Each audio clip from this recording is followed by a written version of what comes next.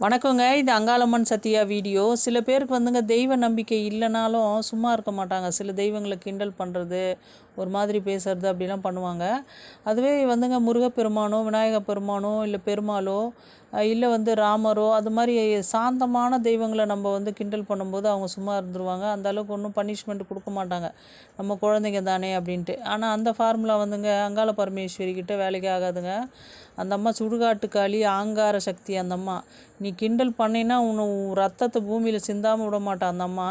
அவள் என்ன பண்ணுவானே தெரியாதுங்க. உயிர் பலி முதல்கொண்டு வாங்கிடுவாள் அந்த அம்மா. அதனால் வந்துங்க அங்காள பரமேஸ்வரி ரொம்ப உக்ர ரூபி. அந்த அம்மாட்ட அந்த மாதிரிலாம் கிண்டல் வேலைகள்லாம் செய்யவே கூடாது.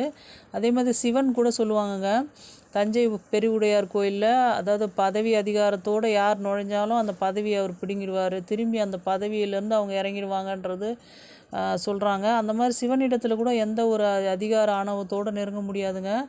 அதை விட உக்ரகாளி அங்காள பரமேஸ்வரி. சிவனை விட ரொம்ப உக்ரமான தேவி அந்த அம்மா. அங்கே உக்ரம் கொண்டு தான் அமர்ந்திருக்கா பார்வதி. சரிங்களா?